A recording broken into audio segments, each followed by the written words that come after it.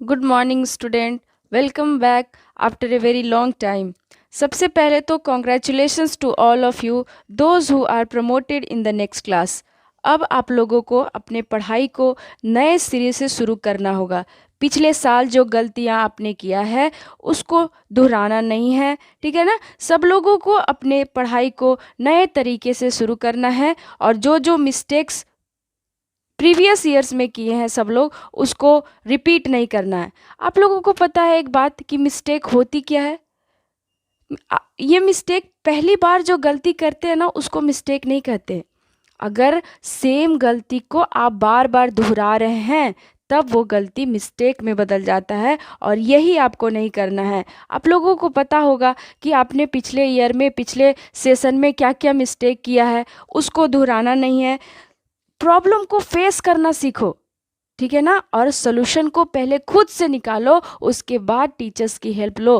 क्योंकि सबको पता है कि ऐसा कोई प्रॉब्लम नहीं है जिसका सोल्यूशन नहीं है। सब लोग अपने आप पे भरोसा रखो। आपके पास एबिलिटी है, आपके पास पावर है अपने गोल को हासिल करने का। अब हम इसी मोटिवेशन के साथ अपने नए चैप्टर को शुरू करते हैं। ये crop production and management class 8 के बायोलॉजी का सबसे पहला चैप्टर है, मतलब तुम्हारे बुक का सबसे पहला चैप्टर है। तो हम पहले से शुरुआत करते हैं क्योंकि ये पहला दिन है। सब लोग को बता देते हैं, सब लोग पेन और कॉपी एक निकाल करके रखना। कुछ नोट्स हम लिखवाएंगे, उसको सब नोट डाउन करना, ठीक है। So let's begin our new chapter, ठीक है ना। तो सबसे पहले इस चैप्टर में जो हम टॉपिक पढ़ेंगे उसको क्या बोलते हैं, एग्रीकल्चर क्या होता है। एग्रीकल्चर क्या होता है। सबको इम्पोर्टेंस ऑफ फूड के बारे में पता है। ऐसा कोई लिविंग थिंग्स नहीं है जो बिना फूड के जीवित रह सकता है। प्लांट अपना खाना खुद बनाता है लाइट के प्रेजेंस में। इस प्रोसेस को क्या बोलते हैं, सबको पता होगा। इस प्रोसेस को हम फोटोसिंथेसिस बोलते हैं, जिससे प्लांट अपना खाना अपने लिए खुद बनाता है। बट अगर हम बात करें एनिमल्स का, तो एनिमल्स क्या होता है, एनिमल को किसी न किसी पे डिपेंड करना होता है अपने खाने के लिए। जैसा हम सबको पता है कि population day by day drastically इतना इंक्रीज कर रहा है कि हमें अपने एग्रीकल्चर को एडवांस करना पड़ेगा। क्योंकि अगर हम ट्रेडिशनल मेथड से एग्रीकल्चर करते हैं तो हम इतने बढ़ते हुए पॉपुलेशन के डिमांड को पूरा नहीं कर पाएंगे। खाने का जो डिमांड, क्योंकि पॉपुलेशन बढ़ेंगे, लोग बढ़ेंगे, तो खाने का डिमांड भी बढ़ेगा। और अगर हम ट्रेडिशनल मतलब पुराने ज़माने के मेथड से यूज़ करके एग्रीकल्चर करेंगे तो हम इतने बड़े पॉपुलेशन को खाना प्रोवाइड नहीं करा सकते। इस चैप्टर में हम पढ़ेंगे कि कैसे हम एडवांस टेक्नोलॉजी से, किस तरह से एडवांस टेक्नोलॉजी का यूज़ कर करके हम एग्रीकल्चर को एडवांस बनाते हैं और अपने प्रोडक्ट को मैक्सिमम एल्ड करते हैं। मतलब एग्रीकल्चर में प्रोडक्शन जो होता है उसको हम मैक्सिमम टू मैक्सिमम यील्ड कर सकते हैं। ये अल्टरनेटिव सोचना पड़ेगा, क्योंकि अगर हम ट्रेडिशनल मेथड से यूज़ करते हैं तो प्रोडक्शन कम होगा तो हम अपने इंक्रीजिंग पॉपुलेशन को खाना नहीं खिला सकेंगे। इसीलिए हम इस चैप्टर में पढ़ेंगे कि फूड का प्रोडक्शन इन्हांस कैसे कर सकते हैं, कैसे हम अपने प्रोडक्शन के एल्ड को इंक्रीज कर सकते हैं। तो अब हम पढ़ते हैं। सबसे पहले सब लोग लिखो डेफिनेशन, एग्रीकल्चर क्या होता है। एग्रीकल्चर का डेफिनेशन होता है, इट इज़ ए ब्रांच, ये भी तो साइंस ही है ना। It is a branch of science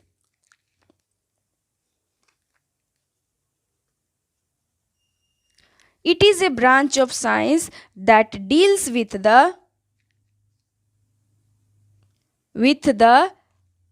practicing of farming।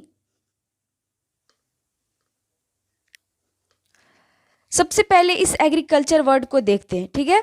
Agriculture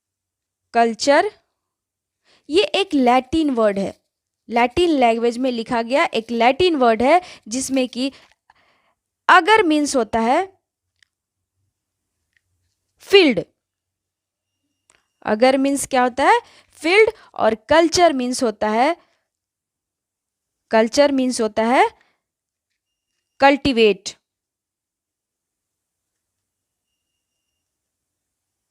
और टू ग्रो।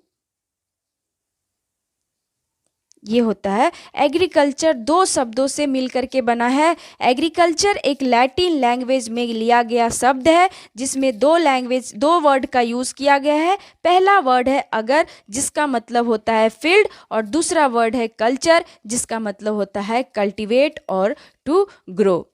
देखो, इंडिया में डाइवर्स क्लाइमेटिक कंडीशन है, मतलब तरह तरह के क्लाइमेटिक कंडीशन है। वेरिएबल टेम्परेचर है, वेरिएबल रेनफॉल है, ह्यूमिडिटी है। ये region to region, place to place, जगह जगह पे वेरी करते रहता है। सब जगह सेम नहीं होता टेम्परेचर। किसी जगह हाई टेम्परेचर है तो सेम टाइम में किसी जगह पे बहुत ज़्यादा लो, इनफैक्ट माइनस में टेम्परेचर होता है। तो इंडियन फार्मर जो होते हैं वो different different crops different different season में उगाते हैं, डिफरेंट डिफरेंट क्रॉप का प्रोडक्शन करते हैं। तो इसी सीजन के बेसिस पे टाइम के बेसिस पे हम क्रॉप्स को दो हिस्सों में बांटते हैं। ठीक है, कैसे, किसके बेसिस पे? डिपेंडिंग अपॉन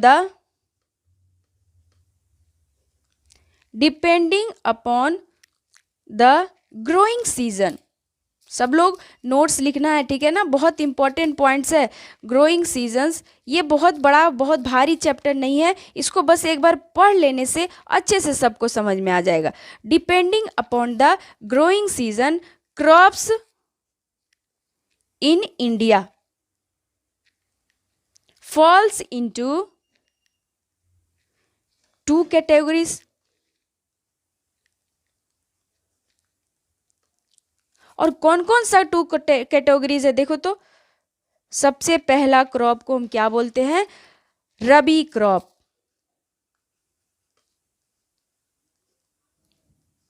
दूसरे को बोलते हैं खरीफ क्रॉप। ये सीजन के बेसिस पे, ग्रोइंग सीजन मतलब किस सीजन में कौन सा क्रॉप का प्रोडक्शन होता है, उसके बेसिस पर क्रॉप को दो हिस्सों में बांटा गया है। एक को रबी क्रॉप बोलते हैं और दूसरे को खरीफ क्रॉप बोलते हैं। अब देखो दोनों में डिफ्रेंसिएशन देखो, डिफरेंस देखो दोनों में कि कौन सा सीजन में किस क्रॉप को उगाया जाता है। तो अगर हम बात करें रबी क्रॉप का तो इसमें लिखेंगे ग्रोज इन विंटर सीजन। ठंडे के मौसम में grows in winter season. Timing from October to March, from October to मार्च।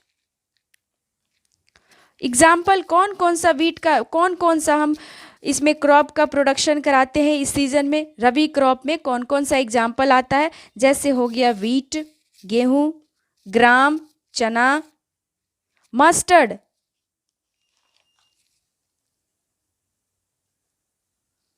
सरसों, ठीक है ना, एंड पीज मतलब होता है मटर, ETC। ये कुछ क्रॉप्स हैं जिसका प्रोडक्शन हम रबी सीजन में मतलब विंटर सीजन में करते हैं, जिसका टाइमिंग है अक्टूबर से मार्च तक। और एग्जाम्पल हो गया कौन कौन से क्रॉप का प्रोडक्शन करते हैं, कौन कौन सा क्रॉप जो रबी क्रॉप में आता है, जैसे वीट हो गया, ग्राम हो गया, मस्टर्ड हो गया, पीज हो गया। और भी ऐसे बहुत सारे क्रॉप है जो रबी सीजन में आते हैं, मतलब इसको ठंडे मौसम में उगाया जाता है। सिमिलरली अगर हम बात करें खरीफ क्रॉप का, तब क्या होगा? खरीफ क्रॉप का बात करें तो ये जब विंटर सीजन में हुआ तो इसमें क्या लिख सकते हैं? Grows in summer season. Summer season और just before the rainy season.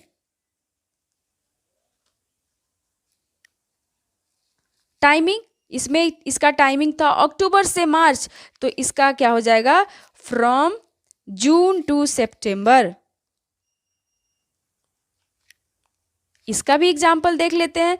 जैसे हम रबी क्रॉप का एग्जाम्पल देखें वैसे ही खरीफ क्रॉप का एग्जाम्पल देखते हैं। एग्जाम्पल क्या हो जाएगा? पैडी मतलब होता है चावल, धान, ठीक है, मेज, मक्का एंड सोयाबीन, ETC। समझ में आ गया सब लोग को? एग्रीकल्चर क्या होता है ये समझ में आ गया होगा। It is a branch of science जिसमें कि हम फार्मिंग को प्रैक्टिस करते हैं, क्रॉप के प्रोडक्शन को देखते हैं और भी तरह तरह के प्रोडक्शन को देखते हैं। एग्रीकल्चर एक डाइवर्स वर्ड है, बहुत बड़ा वर्ड है, इसके अंदर और भी बहुत छोटे छोटे प्रोडक्शन ले सकते हैं। जैसे एग्जाम्पल में हम देखते हैं हॉर्टिकल्चर। क्या लिखेंगे? हॉर्टिकल्चर क्या होता है?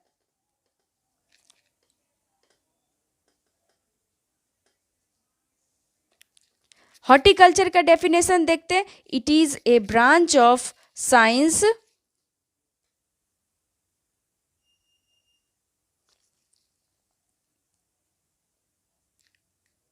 that deals with the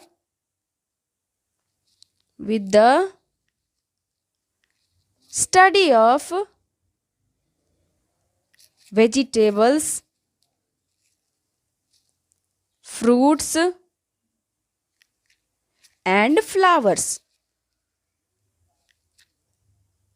flowers किस लिए? फॉर डेकोरेशन पर्पस, साज सजावट के लिए, and ornamentation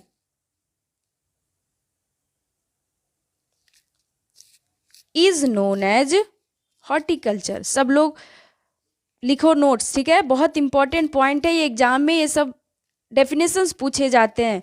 is known as horticulture.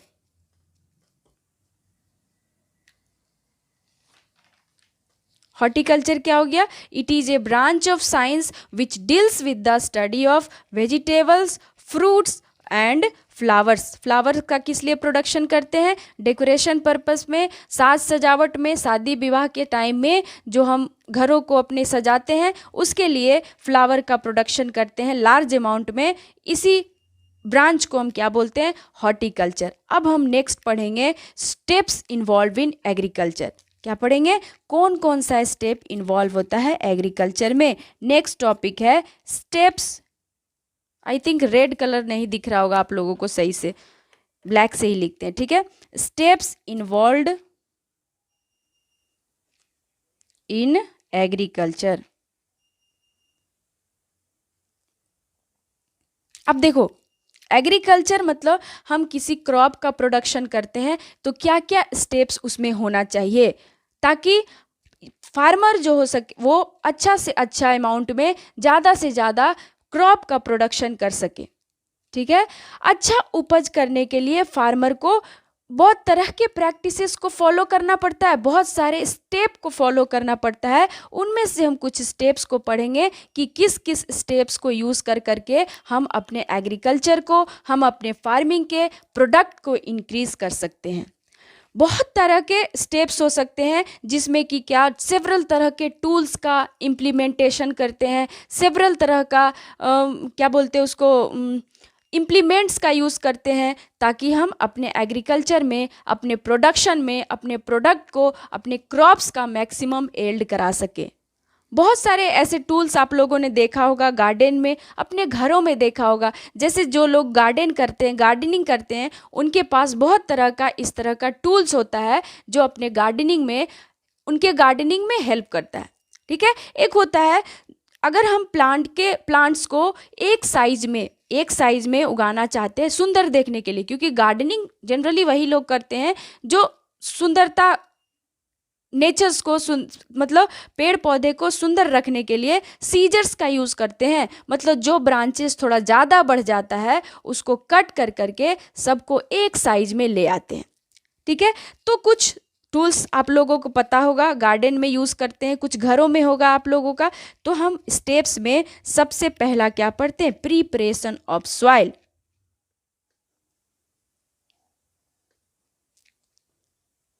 Agriculture करने के लिए सबसे इम्पॉर्टेंट प्रोसेस है कि आप अपने सॉइल को किस तरह से प्रिपेयर कर रहे हैं, क्योंकि सॉइल के प्रिपेयर ही डिपेंड करेगा कि आपका प्रोडक्ट कितना क्वांटिटी में होगा। अगर आप सही से सॉइल को प्रिपेयर नहीं किए तो प्लांट को अच्छा से मैन्यूर नहीं मिलेगा, फर्टिलाइजर्स नहीं मिलेगा प्रॉपर अमाउंट में, और ना ही तो प्लांट्स को न्यूट्रिएंट मिलेगा, वाटर भी सही से नहीं मिलेगा और ऑक्सीजन भी नहीं मिलेगा, क्योंकि ये सारा का सारा चीज़ कहाँ प्रेजेंट होता है, सॉइल में। इसीलिए एग्रीकल्चर का मोस्ट इम्पॉर्टेंट स्टेप ये है कि आप अपने सॉइल का प्रिपरेशन सही ढंग से करें, सही तरीके से करें, क्योंकि सॉइल ही है मीडियम है ना, सॉइल मीडियम है प्लांट के ग्रोथ के लिए, क्योंकि सॉइल प्रोवाइड कराता है प्लांट को न्यूट्रिएंट्स, वाटर, ऑक्सीजन, ये सब कुछ प्रोवाइड कराता है। तो यहाँ पर लिखो सब लोग, soil is a medium for plants to grow. Soil provides nutrients, water, oxygen to plants। इसीलिए हम लोगों का सबसे पहला स्टेप क्या होना चाहिए कि सॉइल को हम अच्छे से प्रिपेयर करें।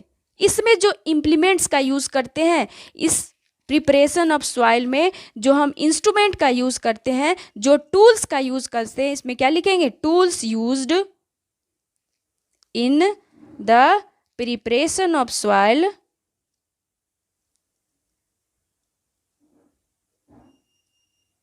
Are hoe and plough. आगे देखेंगे कि ये सब है क्या, ईटीसी। सबसे पहले प्लग क्या होता है, प्लग देखते हैं प्लग क्या होता है। ये एक ऐसा टूल है जो आयरन और वुड का बना हुआ होता है। इसमें एक ट्रायंगुलर शेप का आयरन स्ट्रिप होता है जो वुड से अटैच होता है। इसमें क्या लिखेंगे, it is a triangular shaped iron stripped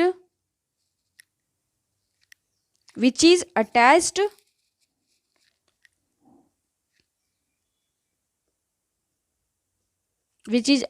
to a wood। मतलब इसको हैंडल के लिए वुड का यूज़ करते हैं।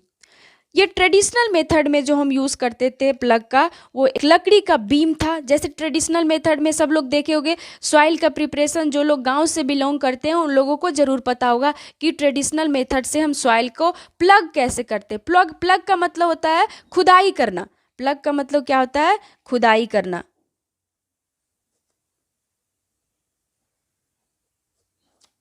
ठीक है, तो ट्रेडिशनल मेथड में क्या होता था कि लोग दो बैलों का यूज़ करते थे, उनके कंधों पर इस तरह से बीम रख कर करके और प्लग उसमें अटैच कर देते थे। जैसे जैसे एनिमल मतलब ऑक्स जो है, बैल जो है, वो आगे बढ़ता था, जो सॉइल था वो क्या होता था, प्लगिंग होते रहता था, सॉइल का लूज करते जाता था सॉइल को आगे बढ़ते बढ़ते। समझ में आ गया होगा आई थिंक कि प्लग क्या होता है, सब लोगों को समझ में आ गया होगा। अगर थोड़ा भी कहीं पे भी दिक्कत हो, नहीं समझ में आ रहा है, या फिर तो मेरी लैंग्वेज नहीं समझ में आ रही है सब लोगों को, तो आप लोग कमेंट बॉक्स में लिखा करो। हम अपने आप को इम्प्रूव करने की कोशिश करेंगे, क्योंकि जब तक आपको नहीं समझ में आएगा ये सब वीडियो बनाने का कोई फ़ायदा नहीं है। ठीक है, तो नेक्स्ट टूल देखते हैं, होय क्या होता है। ठीक है, दो टूल्स के बारे में बताया था ना, एक होता है होय, दूसरा क्या था, प्लग। प्लग के बारे में बता दिए कि एक ट्रायंगुलर शेप का आयरन स्ट्रिप होता है जो अटैच होता है वुड से। आपकी बुक में फोटो दिया होगा, आप देख लो, नहीं तो हम वीडियो के लास्ट में हम फोटोज कुछ डाल दिया करेंगे। ठीक है, डाल देंगे कि प्लग कैसा दिखता है, कैसे उससे हम प्लगिंग करते हैं, होय कैसा दिखता है, कैसे उससे हम लेवलिंग करते हैं, टाइलिंग करते हैं। ठीक है ना, तो इसमें हम पहला पॉइंट क्या लिखेंगे, होय is used for tiling and losing of soil। ये भी आयरन का ही बना हुआ होता है। इसमें भी क्या लिखेंगे, मेड अप ऑफ आयरन। इसमें भी हम क्या लिखेंगे, मेड अप ऑफ आयरन।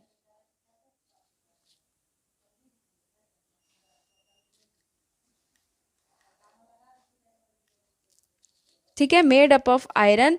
और इसमें हैंडल होता है, किस चीज का बना होता है? Handle made up of would. Handle made up of would. इसका एक और पॉइंट लिखेंगे, it is used in the removal of weeds. Weeds का मतलब क्या होता है? वीड्स का मतलब होता है अनवांटेड प्लांट। कभी कभी देखना, एग्रीकल्चर हम करते हैं, किसी और प्लांट को हम प्रोडक्ट करवाना चाहते हैं, लेकिन उसके साथ कुछ अनवांटेड प्लांट अपने आप उग जाता है, जो कि हमारे जो असली प्लांट है उसको हानि पहुंचाता है। तो इसीलिए ये होय का यूज़ कर करके हम उसको रिमूव करते हैं। वो अनवांटेड प्लांट को हम क्या बोलते हैं? वीड। यहाँ पर सब लोग लिख लेना, अनवांटेड प्लांट्स, वैसे प्लांट जो हमारे जरूरत का नहीं है। सबको समझ में आ गया? टूल्स, एक हो गया प्लग, दूसरा हो गया हो, ये दो टूल्स हैं जो हम यूज करते हैं एग्रीकल्चर में। अब देखो, ये सब तो ट्रेडिशनल मेथड था। हम शुरू में ही बताएं कि अगर हम एग्रीकल्चर प्रैक्टिस ट्रेडिशनल मेथड से करते हैं तो हम अपने ग्रोइंग पॉपुलेशन को अच्छे तरह से खिला नहीं पाएंगे, क्योंकि ट्रेडिशनल मेथड से क्वांटिटी में बहुत कम होता है, प्रोडक्शन बहुत कम अमाउंट में होता है। इसीलिए आजकल का एग्रीकल्चर जो होता है बहुत एडवांस हो गया है। हम प्लगिंग करने के लिए होय और प्लग का यूज़ नहीं करते, हम प्लगिंग करने के लिए क्या करते हैं? कल्टीवेटर्स का यूज़ करते हैं। कल्टीवेटर्स का यूज़ करते हैं। ये एक एडवांस एग्रीकल्चर टूल है। एग्रीकल्चर पहले ज़माने में यूज़ होने वाले इंस्ट्रूमेंट को यूज़ अगर हम करेंगे तो हम अपने ग्रोइंग पॉपुलेशन को अच्छे तरह से खिला नहीं सकते। तो अब एग्रीकल्चर में डिफरेंट मशीन्स का यूज़ कर करके उससे हम अपने टाइम को और अपने मेहनत को बचा सकते हैं और प्रोडक्शन को भी हाई कर सकते हैं। उसी में एक इम्प्लीमेंट है, एक इंस्ट्रूमेंट है जिसको बोलते हैं कल्टीवेटर। जो ये क्या, इसमें क्या लिखोगे? Advance type of machine used in plugging. खुदाई करने में अभी जो एडवांस टाइप ऑफ ये होता है, इसको, ये लोहे का बना हुआ होता है। इसको ट्रैक्टर के पीछे, जो ट्रैक्टर मैकेनाइज्ड ट्रैक्टर होते हैं जो एग्रीकल्चर में यूज़ किए जाते हैं, उसके पीछे लगा दिए जाते हैं। इस तरह का दांत बना हुआ होता है। जैसे जैसे ट्रैक्टर आगे बढ़ता है, सॉइल को ये इस तरह से लूज करते हुए आगे बढ़ते जाता है। सब लोग वो देखे होंगे, सब लोग, क्योंकि ये बहुत बड़ा सिटी नहीं है जो सब लोग नहीं देखे होंगे, सबने देखा होगा कल्टीवेटर को। इस तरह से दांत जैसा बना हुआ होता है। इसको ट्रैक्टर में हम लगाते हैं और ट्रैक्टर जैसे जैसे आगे बढ़ता है ये सॉइल को इस तरह से लूज करते जाता है। समझ में आ गया? फोटो आपके बुक में होगा। हम कोशिश करेंगे कि वीडियो के लास्ट में इस तरह का कल्टीवेटर का या फिर प्लग का या फिर होय का फोटो अगर पॉसिबल हो तो हम लगा देंगे। ठीक है? अब इतना देर से हम सुन रहे हैं प्लगिंग प्लगिंग प्लगिंग, ठीक है? तो अब हमको बताओ कि प्लगिंग जरूरी क्यों होता है। देखो, प्लगिंग क्यों जरूरी होता है? क्योंकि प्लांट के रूट को सॉइल के अंदर पेनिट्रेट करना पड़ेगा, तभी तो न्यूट्रिएंट्स और वाटर उसको मिलेगा। और अगर वो डीप पेनिट्रेट नहीं करेगा, ज़्यादा अंदर तक नहीं जाएगा, तो सॉइल प्लांट क्या करेगा? वो अचानक से मर जाएगा, क्योंकि वो टाइटली पैक होना चाहिए ना सॉइल में, तभी तो वो ज़्यादा दिन तक खड़े रह सकता है। सॉइल में खड़े रहने के लिए उसको डीप पेनिट्रेशन करने की ज़रूरत होती है, इसीलिए हम प्लगिंग करते हैं। और प्लगिंग क्यों करते हैं? ताकि जो अनवांटेड प्लांट है, जो वीड्स उग गए हैं खेतों में, फील्ड में, वो रिमूव हो सके। वीड्स को रिमूव करना क्यों ज़रूरी है? क्योंकि देखो, हम फर्टिलाइजर्स और मैन्यूर अपने प्लांट के प्रोडक्शन को हाई करने के लिए डालते हैं, ठीक है? अब देखो, ये तो हम जो प्लांट का प्रोडक्शन करना चाहते हैं उसके लिए डालें, लेकिन अगर अनवांटेड वीड्स ज़्यादा उग गए हैं तो अगर उसको नहीं हटाएं तो ये हमारे प्लांट्स का न्यूट्रिएंट्स को अपने ओर खींचना शुरू कर देगा और सेम टाइम में कंपटीशन शुरू हो जाएगा between the weeds and the main plants और कंपटीशन, वीड्स के बीच में कंपटीशन शुरू हो जाएगा। जो मतलब कि न्यूट्रिएंट्स तो हम इतना डाले हैं, अब पहले हम अपने प्लांट्स के लिए डाले थे, अब अगर वीड्स आ गया हमारे फील्ड में तो प्लांट को कॉम्पीट करना पड़ जाएगा, प्लांट को कम अमाउंट में न्यूट्रिएंट्स मिलेगा, क्योंकि वीड उसको क्या करेगा, अपने ओर खींच लेगा। इसीलिए वीड का रिमूवल बहुत ज़्यादा ज़रूरी है। अब एक और पॉइंट है कि हम प्लगिंग क्यों करते हैं। लिखो यहाँ पे, वाई प्लगिंग नेसेसरी। आंसर देखो, सबसे पहला पॉइंट का आंसर देखो, ploughing is necessary, ploughing is necessary for the deep penetration of roots. Roots ज़्यादा अंदर तक जाए, इसीलिए प्लगिंग जरूरी होता है। फॉर गेटिंग, किस लिए, न्यूट्रिएंट्स एंड वाटर।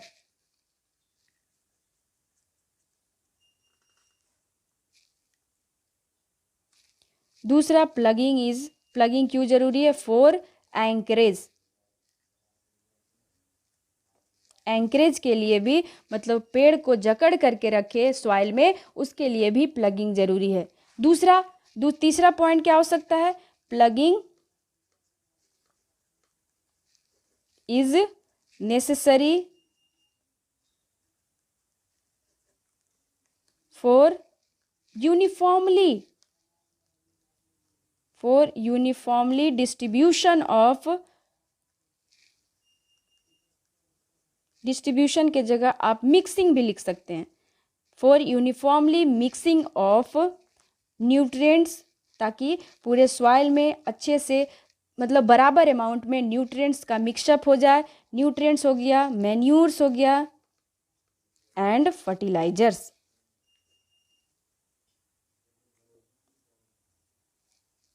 प्लगिंग क्यों जरूरी था, पता चल गया, ताकि रूट ज़्यादा अंदर तक जा सके और न्यूट्रिएंट्स और वाटर को ले सके। दूसरा, एंकरेज के लिए अच्छे से उसको जकड़ करके रखे सॉइल में। तीसरा पॉइंट क्या हो सकता है, प्लगिंग क्यों जरूरी है, ताकि पूरे सॉइल में अच्छे से मिल जाए, क्या क्या, डिस्ट्रीब्यूशन अच्छे से हो जाए, न्यूट्रिएंट्स का, मैन्यूर्स का एंड फर्टिलाइजर्स का।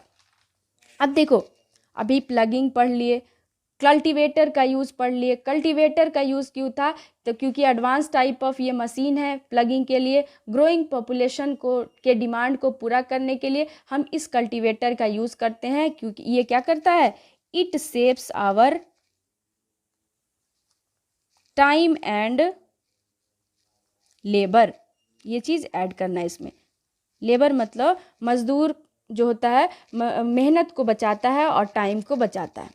ठीक है। अब देखो, एक और पॉइंट है, इसको क्या बोलते हैं, levelling.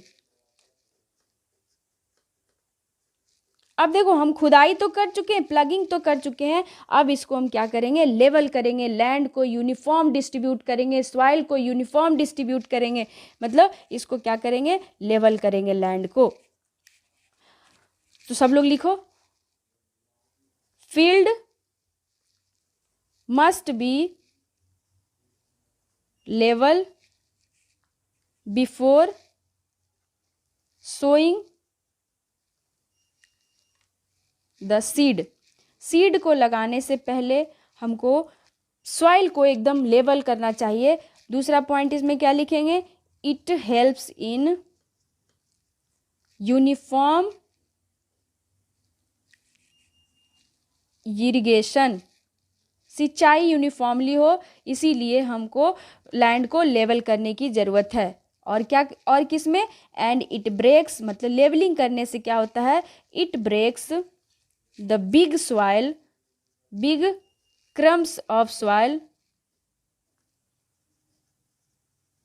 Soil into small pieces. ठीक है। और इसको किस इंस्ट्रूमेंट का यूज करके करते हैं, इसको लेवलिंग किस इंस्ट्रूमेंट का यूज करते हैं, इसमें लिखो, it is done by using levellers.